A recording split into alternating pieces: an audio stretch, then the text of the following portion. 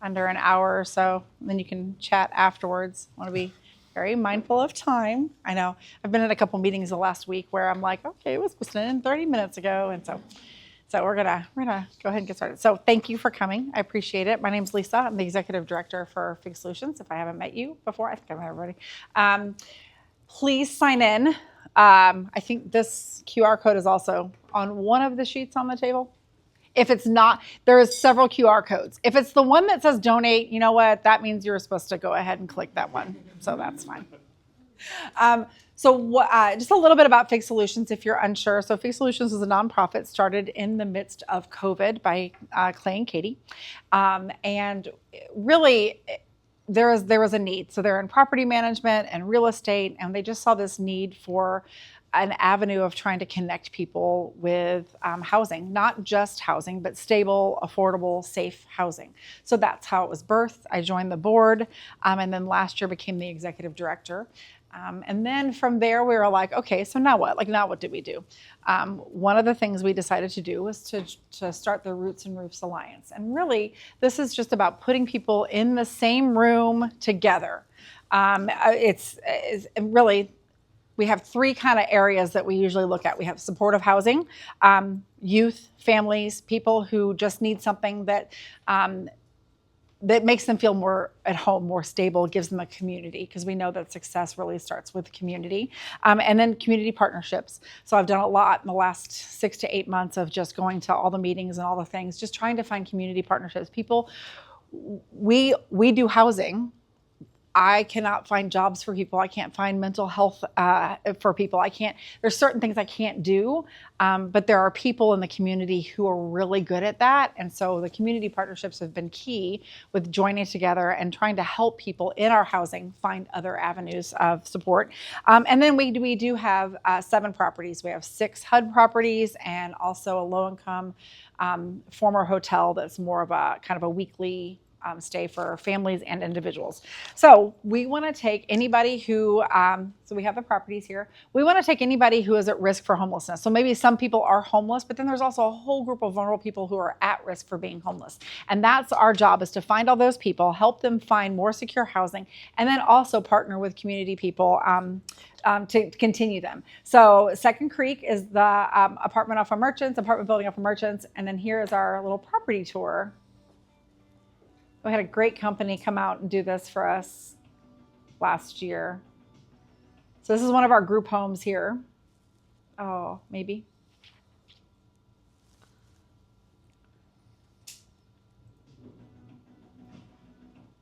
We have 3 group homes. This played fine earlier. We have 3 group homes. Each of them, I think, have 6 to 8 people. They have their own bedroom and then shared spaces. They are all HUD properties, but they do require a verification of disability. So a lot of the individuals in our group homes, which are on the left, they can live on their own mostly. So they need a little bit more support, a little more guidance. We partner with Catholic Charities, who actually helps do some of the case management, as well as just grocery shopping, helping how to keep things clean, how to live. You know, I have 5 people in my house, and I think we fight over the food in the pantry. So you can imagine 6 people, 8 people in a house. So it just kind of helps them. And then we have, these are 1-bedroom apartments, also HUD related with a verification disability, but they can mostly live completely on their own with just the minor bits of support that we give. And then Second Creek is a lovely place. It is no barrier, which means you don't have to have a background check or a finance check, which a lot of people, that is a huge barrier to finding housing because they can't pass those things. They don't have a history, right, of having good credit or whatever. So that's Second Creek, and they pay weekly in their studio apartments, and it's amazing. So Roots and Roofs Alliance, the reason we came up with this name is that we want a roof over everyone's head, but we want the roots that actually help make you secure and stable and safe. instead of being a vulnerable population. And we want to put all of our people at the same table, businesses who give back, individuals who want to improve our community, and then agencies who provide some of the support. So that's what the Alliance is putting everybody in the same place. And Katie's going to go introduce Lee. Lee and his wife Alicia are amazing people because they're not just a business that wants to give back. They are individuals who truly want to pour their heart and soul into the community. So go ahead.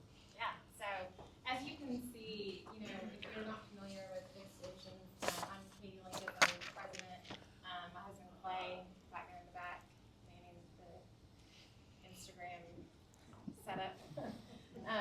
We, as Lisa said, founded Big Solutions, and it's evolved as most things do.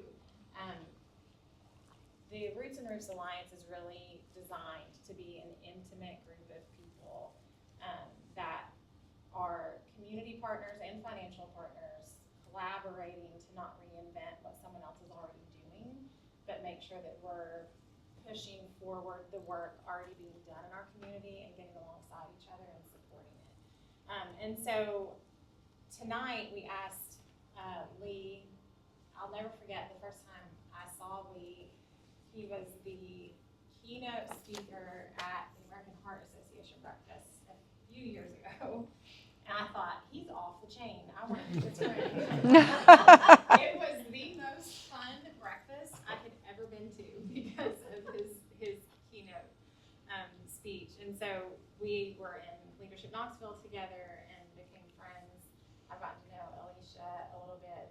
She's integral to Lee being who he is and what he is, as most good men are that have a great woman next to them. So thankful that they're here. Lee grew up in Knoxville and spent 11 seasons in the NFL as a tight end for the New England Patriots, the Buffalo Bills, the Oakland Raiders, and the Atlanta Falcons before retiring in 2022. Known as one of the league's toughest blockers, Lee built his career on the grid, but he'll tell you just as fast that his own path wasn't a straight line. Back home in Knoxville, Lee founded Triple F Elite Sports Training and No Athlete Left Behind, a nonprofit that gives underprivileged young athletes the resources, mentorship, and support to compete and to thrive on and off the field. He and Alicia live in Louisville, Tennessee, with their 4 children. One has flown the nest. So super excited to have Lee here. Our son trained at Triple F. We've been able to refer kids to NALB, their nonprofit, and just really thankful, Lee, that you've come to just help us understand how stable housing even impacts the people that you serve. So welcome, Lee. Hello, hello, hello. Hello. Thank you, ma'am. Well, when I did that American Heart Association breakfast, I was fresh out of the NFL, and I was still in my feral ways, trying to learn how to, talk to people that weren't other animals like me. So hopefully today I'll be a little less feral, but I'm going to be me. You have my word on that. So thank you all for having me. This stuff is awesome. I've always not been frustrated, but just been confused on why folks that have huge hearts for serving don't band together with the other people that have huge hearts for serving. It seems like they're laser focused on, my foundation or the things I have going on, the things I've built, is where all my attention is going to go. And that's always been a little bit confusing to me on the way that, I talked a minute ago, if you want to go fast, go alone. If you want to go far, go together. And this is something that fires me up based off of the stuff that we see every day with our kiddos. So I have a story I want to just tell everybody. I know his family wouldn't mind. He's like a son to me, a kid named Vashawn Knowles from over in Oak Ridge. I don't know if anybody knows him. He has a younger brother named Kane. And, what happens a lot of the times at the gym, we have the for-profit side, obviously, in Triple F. Katie definitely pays me at Triple F, right? So, so all of our folks in town that are fired up for what we can provide athletic development-wise, and enhance their kids' growth in sports and athleticism and all that. Obviously, that's the for-profit side. But what happens a lot is our kids will come to us and say, "Hey, I got a buddy that I play with that's going through a lot." So they're our biggest feeder all day, every day is either the coach that they play for that'll call us and say, "Hey, my man's going through it. Could you serve him?" And my answer is always the same, as long as he respects women and as long as he's not a risk to steal anything. It's the only 2 non-negotiables we have. then yes, I'll take him, but I got to meet with him first. I got to stare in his eyes, mostly males. We serve some females as well. But like I said, I can go back to my feral ways to communicate with young boys that haven't been raised in the healthiest environments. I can go back to my childhood quickly and speak their language and make sure they understand what the situation is going to be. But anyways, Vashon, unbelievable kid, unbelievable football player over at Oak Ridge, officially have become homeless. And the heartbreaking thing about this issue, especially for single moms, I mean, we all see what's happening in Knoxville. Somebody told me the other day it's the fastest growing, we learned in leadership in Knoxville, fastest growing housing market in the country. And it's like, well, that definitely doesn't mean it's getting any cheaper. And, I've seen, the cost of apartments here in town and different things, and it's just crazy. It's crazy the household income necessary to just survive. Just pay your bills, much less go out to dinner or buy your kid a new pair of cleats or whatever. And the one thing that breaks my heart the most that I've noticed is a lot of times these poor single moms, they end up in just vicious relationships with men because it's the only way to make ends meet. It's the only way to keep a roof over their head. And that's where Vashon was. He had a father figure that was far from a father figure, beating on everybody in the home, forcing him to sit down and study, Muslim principles as a Christian kid, and beating him when he wouldn't do it, beating him when he wouldn't give him a report on what he had just learned. And it was just heartbreaking to me to kind of see the way they operated inside his home, because mom was needing a man in her eyes, and rightfully so. A crappy rental house over in Oak Ridge beats the car, and that's what this man could provide. And all the things that came with it were torturing her children. And so Sean comes to me. Obviously, they got out of that situation without me having to go whip anybody's ass, which was awesome. So that was cool, and then that's where my heart lives mostly, just so everybody knows in this room, and why we're here together, and why I'm fired up about this, and any way me and Alicia can serve you. And it's cool. This stuff is cool to me, to make sure that kids have a safe place to stay, especially when mama is the only provider. So that's why I'm going to transition to kind of my story. I had a father growing up that was an unbelievable man. My hero, the man I looked up to, very serving heart, very, very fired up for Jesus. I remember as a kid, you remember when you're a kid and your parents host Bible study at your house. Why is everybody here? It's Bible study, So that was my family. My dad played pro football too. My mom and dad were married for 25 years. And then all of a sudden, bankruptcy hit, and post-football, stress hit, and alcoholism set in, and then abuse set in, and it was wild. And I started kind of looking back as I got the anger and just darkness inside of me out through some therapy and some awesome mentors in my life. I started to realize, like, dang man, my dad never had a father. Like, I do not have any idea who my grandfather is. I'm sure he's a big son of a bitch. I can tell you that much. But I was Scully. I'm getting feral again. I'm sorry. So I'm sorry. Sorry, forgive me. Dear Lord, help me do better. But he was non-existent in my father's life. So grew up in a trailer, single mom. My nana was feral for sure. I think she was married 4 or 5 different times. The men that were around my father, what happened to him in his childhood that he never told me, there's no telling. And I'm like, dang man, if we could just create something through this gift. My 13-year-old daughter's calling me. That's only the 3rd time in the last 30 minutes. So I'm sure it's not an emergency, babe. But so I started really growing a heart of, how do I serve kids, especially young males, that are either A, going through the horrible things that I had to endure as a child with a dad that was struggling with addiction and poverty and all those things. And then also, how do I serve the kids with no fathers that are dealing with the same thing my father dealt with, that then caused him to not be able to have, the ability to handle really hard times and adversity.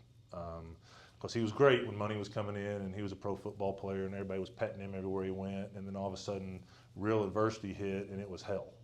So both sides kind of made me led me to No Athlete Left Behind. Obviously, I knew I wanted to be around athletics. I never dressed like this, just to be clear. So, like, I wanted to be a ball player without ball. I knew ball was over.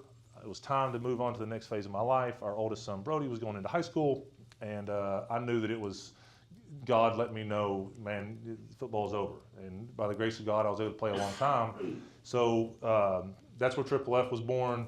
No Athlete Left Behind was the natural way to get there. Obviously, a lot of our kids, I'll never forget, we had a group of kids pull in the gym one night.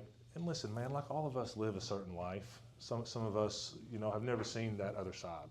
Other of us, unfortunately, have lived in that hell.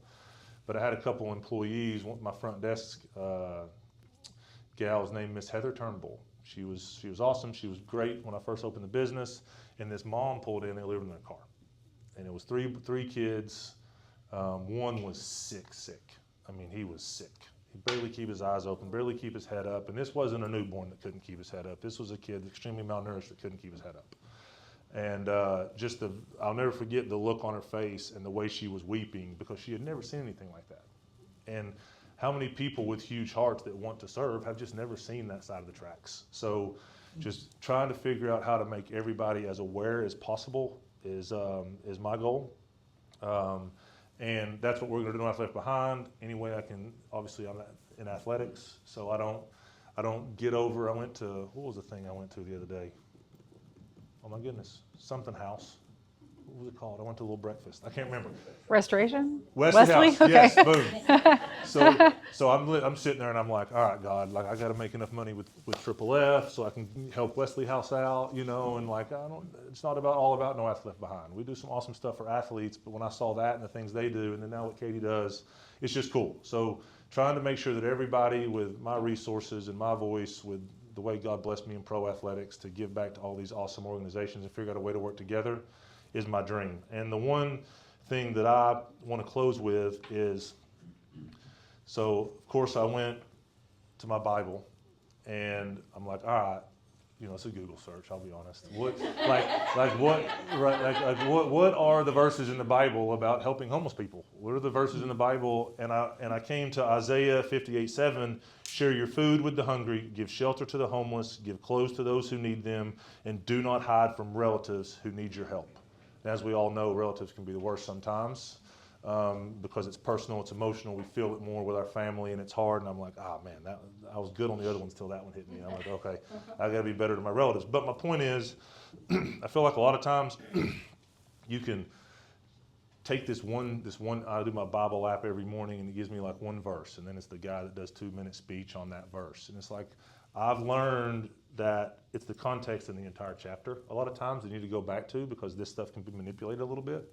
And so I went and I read Isaiah 58 as a whole, and essentially it's humble pie for people that are box checkers, I call them. Like we as Christians have become box checkers. Like I'm gonna do all this. I'm gonna tithe on Sunday. I'm gonna be there every Sunday morning. I'm gonna shake people's hands, and I'm gonna live a certain way.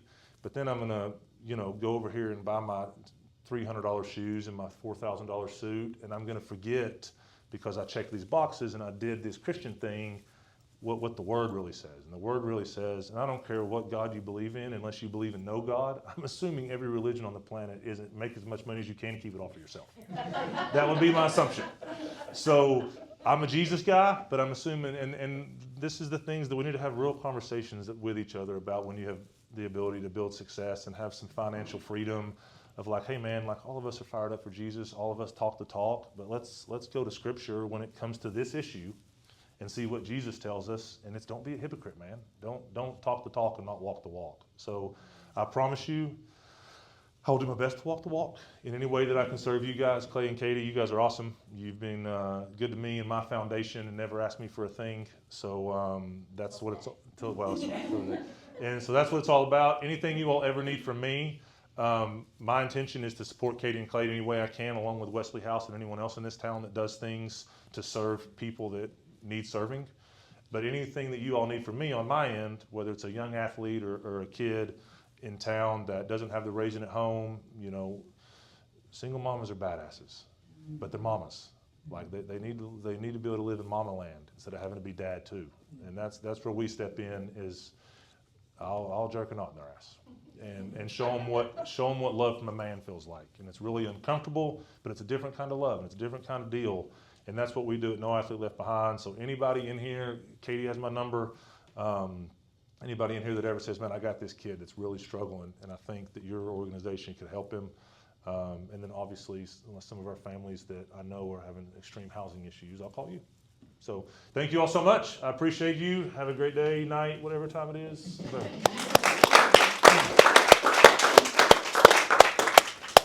you, Lee.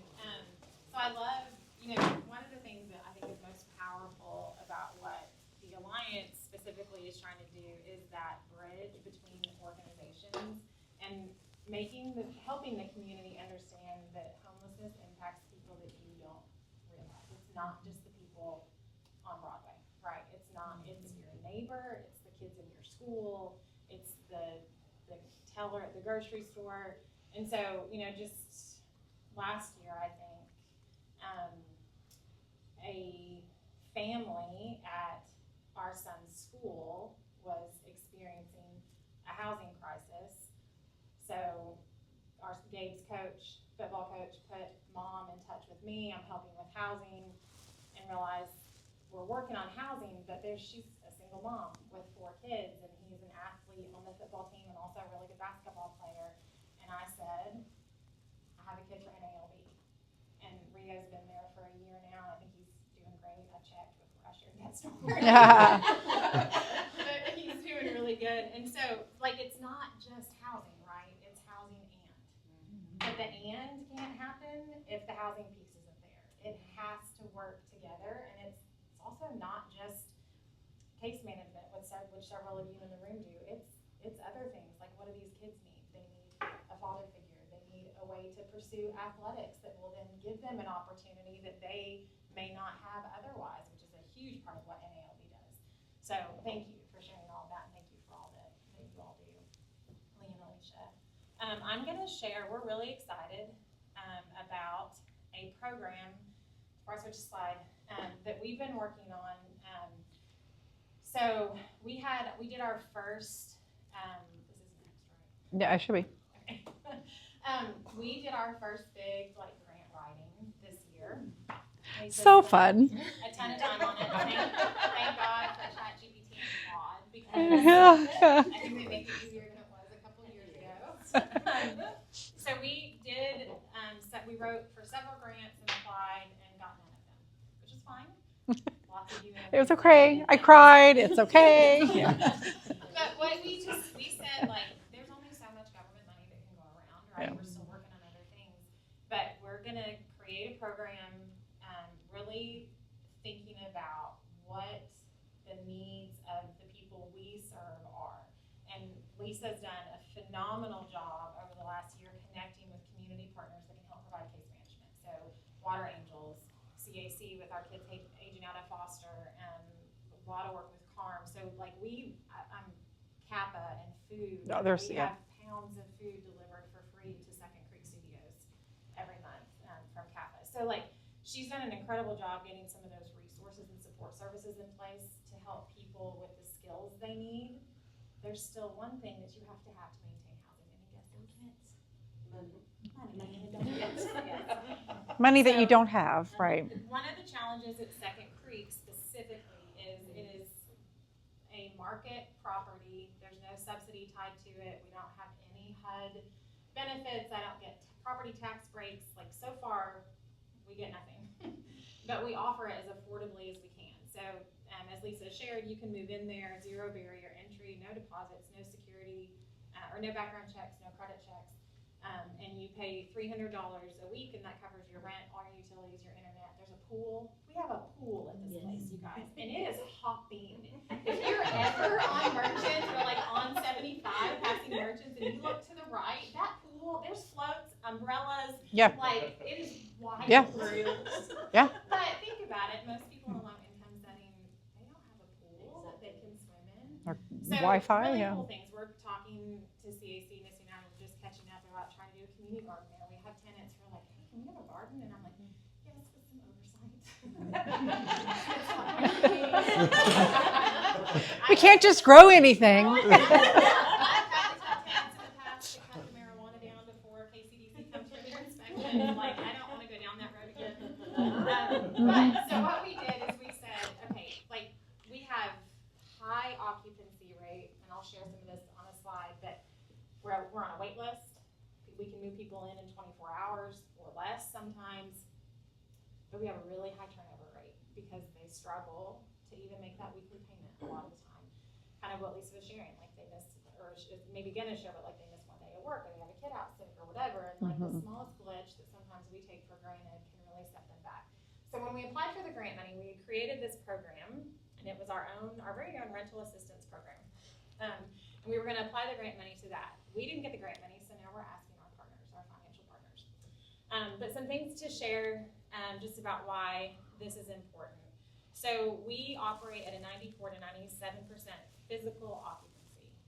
That means people in rooms. And we're talking like single moms, we have couples, we have single men. The school bus comes and brings a load of kids. We can put up to 4 people in some of our rooms as a double occupancy, and so we'll have a mom with 3 kids or a 2-parent family with 2 kids. The school bus comes. You remind us how many rooms there are? 85 studio units, king and double queen units. But we operated about a 70% economic capacity. So meaning 94 to 97% of our rooms are physically occupied, but only 70% of the people consistently pay rent and are able to keep up with their bills. What that means is obviously we are a nonprofit, we still have a mortgage, we have to keep the utilities on, right? There's expenses that we have to pay. So trying to bridge the gap between that 94 to 97% and 70%, because what happens to the 30% of people who are included in that deficit there, they end up evicted. I mean, we have followed rules, we connect with community partners as much as we can and try to provide support, but at the end of the day, you have to pay rent or you can't stay, and that's just unfortunately how things go.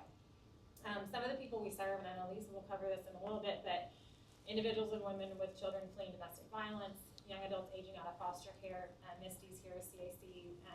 We do a lot of work with them. On average, I think have about 5 kids that are there that would be homeless as 18, 19, 20-year-olds.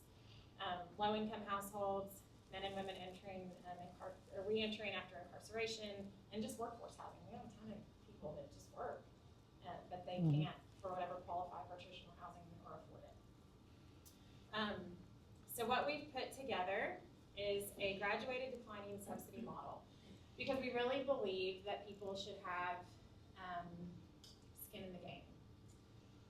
I personally, our board, our organization, I know a lot of you in here agree that the best thing for someone is to have value in what they're doing, right? Not just being on a full subsidy where they're not paying. People want to pay. They want to feel like they're a part of that. They have some ownership in that. They're not just taking handouts, but they need that gap bridged. So what we put together is a 6-month model where we can support someone's rent for 6 months while also connecting them with our community partners that can help them with budgeting. We partner with Pinnacle Bank, Y12, helping with budgeting. How do you balance a checkbook? What do you do about your job? And budgeting is a big deal. Budgeting is a really big deal. We take that for granted. So month 1 to 3, our goal is to pay 100% of their rent while connecting them with community supports and help them start to learn what it's going to look like in month 4 when we pay 75% and they pay 25%. And then month 5, that goes 50-50. Month 6, we pay 25, they pay 75, and by month 7, the goal is that we're not paying anything, and they've had enough of a runway to successfully be able to pay their rent moving forward. The goal ultimately at Second Creek is to launch into longer-term housing. These are studio units with kitchenettes, and for some of our tenants, we have people that have been there over a year, and it's fine for them, but that's not great for a family or a mom with kids. It's good, but it's not best. And so we really want to see Second Creek in a lot of ways as a place, our kids aging out of foster, our homeless elderly, where they can get the support, get back on track, develop a community, and then get into something that can be really permanent. Cost for this, you can see the breakdown there.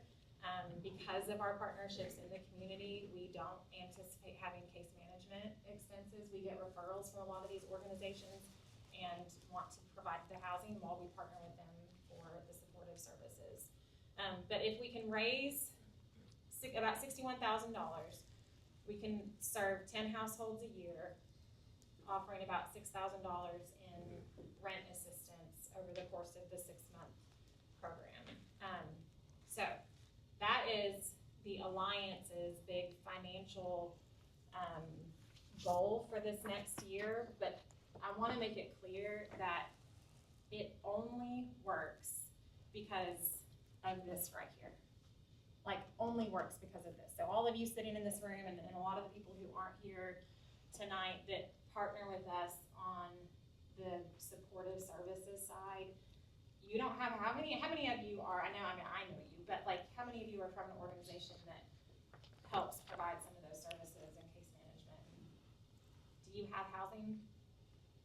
Do we own housing? Yeah. No.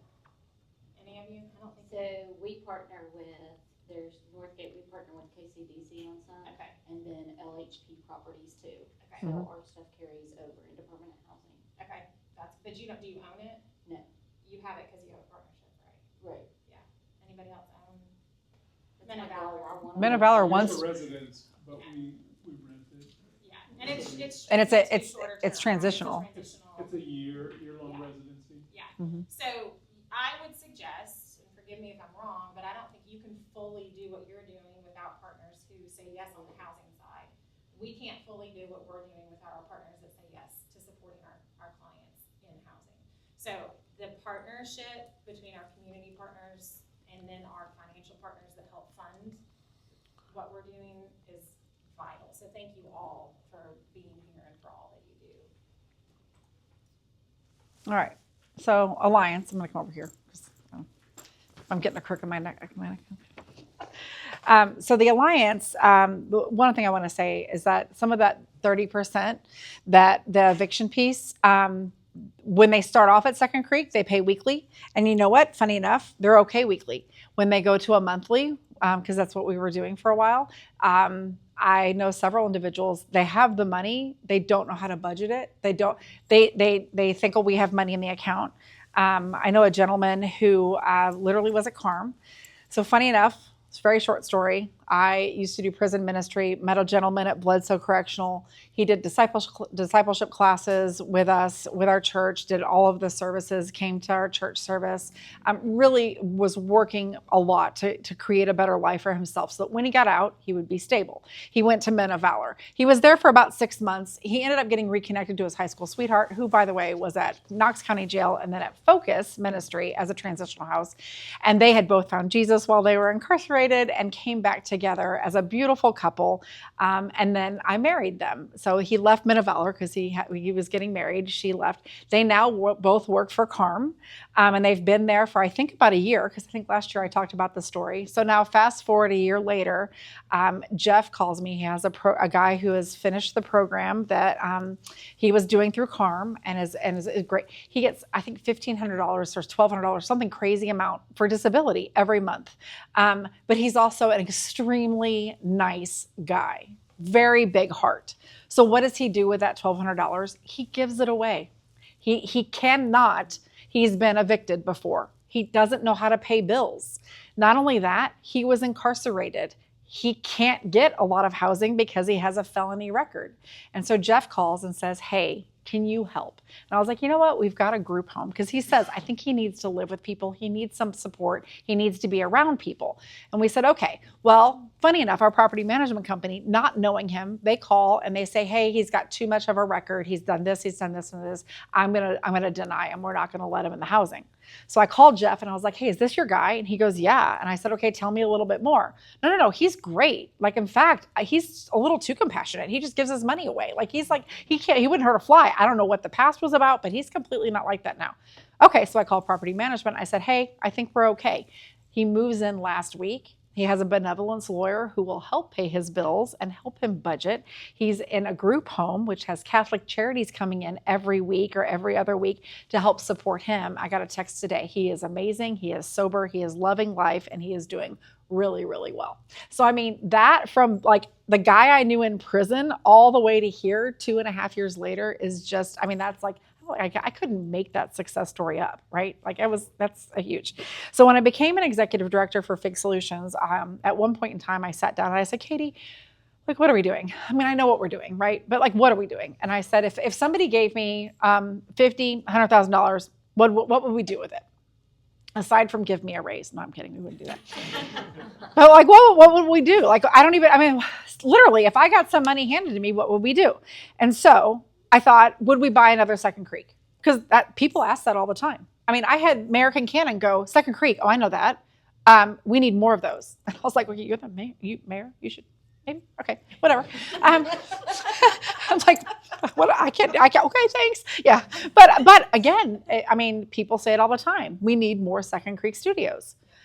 Okay, would we buy that? I don't think we're in the property buying business. That's not what the nonprofit was created for. The properties we do have, I think literally like fell in our laps just about. And so I don't think raising money to go invest. Now, if you have a couple million, I'll help you.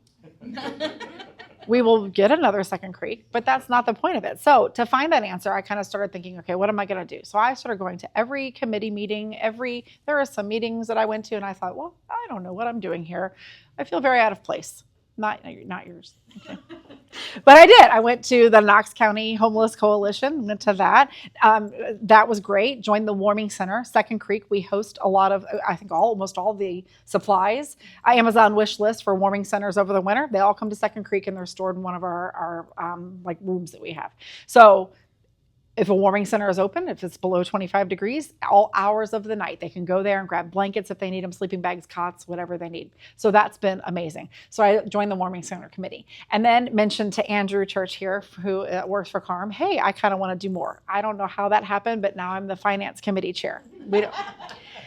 You have learned if you say, I'm interested in, they vote you in when you're on vacation. Yep. So that's fine. Knox Housing Continuum, which is the continuum of care. I'm doing that. Governor's Faith-Based and Community Initiative, went to that meeting last week, met some amazing people. Human Flourishing Initiative that is being piloted in one of 3 counties. Knox County is doing that to help vulnerable populations. And that's who we serve. And so in doing all these committee meetings and kind of going to all these things, I've learned some things that I never knew about. Staggering data. So, and I got this from a couple websites that some of you may be familiar with. So, do you know that nationwide, anywhere between 50 and 65% of our unhoused population have full-time jobs? They have full-time jobs, and they're living in their car or on a shelter or under the bridge. I was under the bridge serving coffee along with some people who are actually doing really good. They were doing medical, like wound care, and I served donuts, so it's kind of fun. Talking to people, met a UT medical student. Eventually, he's going to make a ton of money and be a doctor. But at the moment, in so much debt, he's living in his car and he's under the bridge, and that's where he finds meals and then he goes to classes. Crazy, right? Crazy. But that's who a lot of people are under the bridge. The Knox County Housing Management Information Systems Dashboard, HMIS. I'm learning all kinds of acronyms as well. The government likes those. Cities that have homelessness, it's not about individual vulnerabilities. The cities with the highest amount of homelessness do not actually have higher rates of mental illness or drug use. The cities with high poverty rates do not actually have your highest homeless rates in the country. In fact, the root causes of homelessness almost always come down to housing. I think that was your quote. Foster care. About 23,000 kids age out of foster care every year, and experts estimate that roughly 20 to 25% of those young adults will experience homelessness because they don't have a community, a supportive community. 18% of our unhoused population are women fleeing from domestic violence. 16% of our homeless population are under 18. Graduation rates in Knox County for most kids is 92%, but it drops to 75% for homeless kids. And even my family, I was reading this to him, practicing earlier, and they looked at me and they said, there's homeless kids in Knox County? 100%. I started all this years and years and years ago when my 28-year-old was in middle school because there were 4 homeless kids from Farragut High School living in their cars in the Farragut parking lot. And that's Farragut. Formerly incarcerated are 10 times more likely to experience homeless than the general public. Exact numbers aren't there because they don't really, between background and kind of time out of prison, roughly 25 to 50% of those who get out of incarceration will end up homeless. When I was doing prison ministry, I remember they were like, oh, we're going to come to your church. We're coming to Knoxville. And I was like, great. They have to have a home plan to get out of prison. You have to have it on paper. It's a plan. You have to have all of that in thing. And 4 of them, Carm's address is the one we were using. And I was like, wait, Carm? Like Carm? And they're like, yeah, that's where I'm going. That's my home plan. They were in prison for 10 years. And while they were in there, their mom and dad died and they have nothing to go home to. So recidivism nationwide is about 67%. That's the rate at which people go back to prison after they've gotten out. Tennessee's a lot better. It's about 47%. But data has confirmed, and I know Men of Valor will back me. It's also my doctorate, in case you didn't know, is on recidivism rate, so I know too much. 1 year of programming, supportive programming, 1 year of faith-based supportive programming, it drops to about 15%. Yep, of going back in prison. Tying all that together, the number I was most awed by, 7 out of 10 children who have one parent incarcerated will end up in prison. And most of that is because that family has experienced homelessness because their significant breadwinner, the man, went into prison. And the mom, just like you were talking about, the mom's at home alone and can't support those kids. And I've often met several women who they had a great job and a great house, lost their house, lost their job. Why? Because of the stigma that went along with their husband being arrested. It wasn't just like some horrible story. This was a family from, Farragut, Bearden area. The common denominator among all of that is not about finding housing, it's about keeping it. And like Katie said, there are so many families who are one kid's sick day away from losing their job because they can't go in. They are one unexpected car repair away from having to either lose their way to get a job or they can't pay rent because they have to pay a $1,000 car bill. Honestly, if it was between paying for food for my kids and paying rent, I'm going to choose food every time. And then I can't pay rent. And so there's a lot of families, we talk about those who are unhoused and you assume it's the homeless under the bridge, but there are so many populations that are just vulnerable for it. And so, all of this, that was the answer to my question. If I can get $50,000 to $100,000, then maybe I can help a handful of people. If it's just 10 families, feel more secure. Because again, it's not about finding the housing, it's about keeping the housing. It's about that safety and that security and that kind of like, oh, it's not a fight or flight moment I'm in. I can actually take a deep breath and relax because this is the one thing, housing, that I don't have to worry about. Housing is one of the biggest reasons that people are, obviously they can't find housing. The thing is that when you get money, you got other things you have to actually pay for, food for your family. And so when it's choosing between one or the other, we can take a little bit of that away for a couple months that, okay, I can save. And then you teach them how to budget, you teach them how to save. And then month 7, month 8, month 24, they're looking for a 2-bedroom apartment and they actually feel comfortable enough that they can sustain that because that's where we've gotten them to. This is just a launching pad. This isn't permanent. This is just a launching pad. And I think that's why, unfortunately, it falls through the cracks. A lot of our HUD money is for like the homeless services and getting those people off the streets.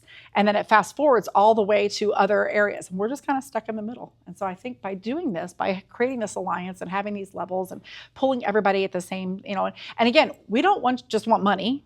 We don't just want services. We want everyone to sit down at the table and talk. I was at the governor's faith-based initiative. And the funny thing is that Governor Lee said the reason he started that 8 years ago is because the government is transactional. That's what the government does. They have money, they have services, they hand it to people. They are not relational. Your community nonprofits and your faith-based nonprofits and your faith-based churches are the ones who are relational. We are relational. So yes, this program we're doing is about transactions, but it's about relationship.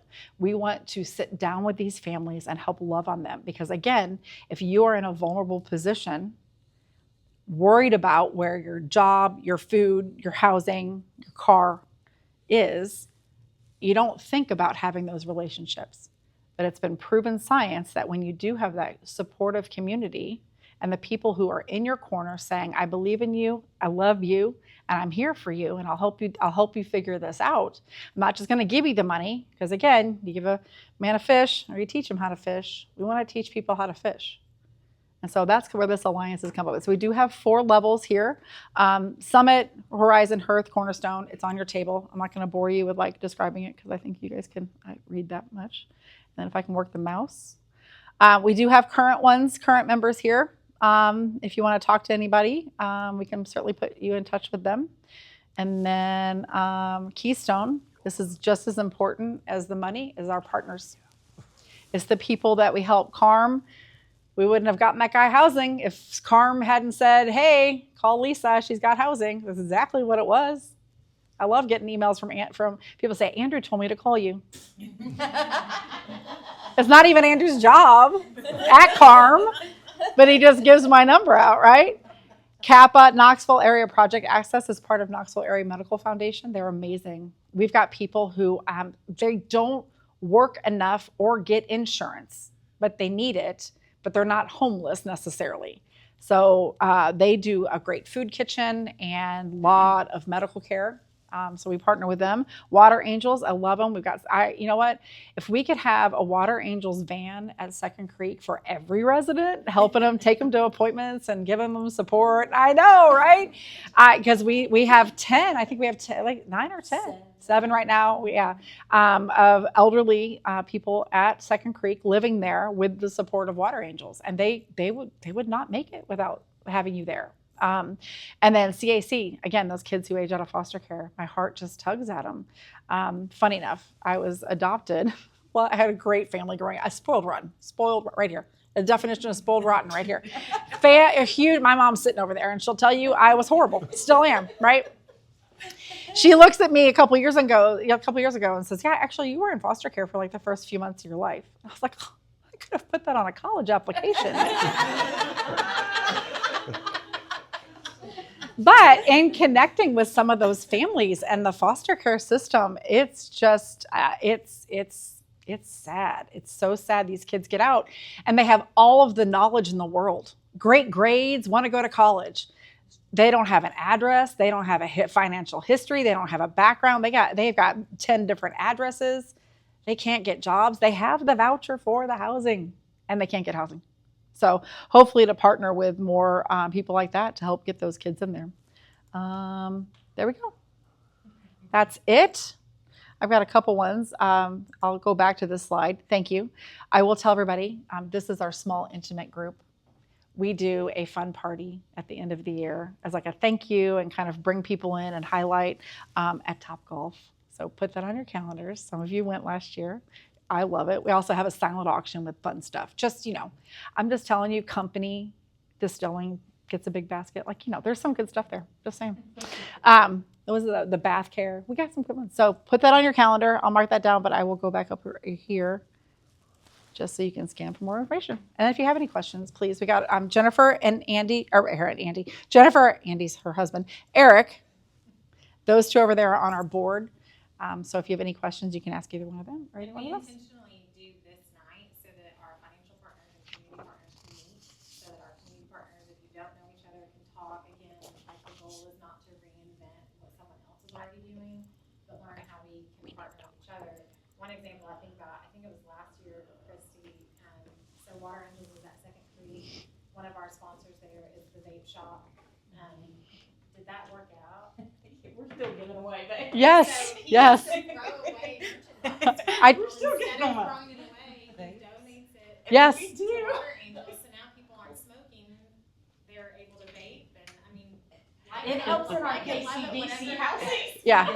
So it keeps people from getting in trouble for smoking on a property. Mhm. The goal may, of course, we all love it if they're not smoking at all, but they're keeping their housing, not being evicted for smoking in it, right? And he's not wasting a bunch of product. So that happened at this meeting last year. I told people, like 3 or 4 people, that was the oddest connection I think I had ever made.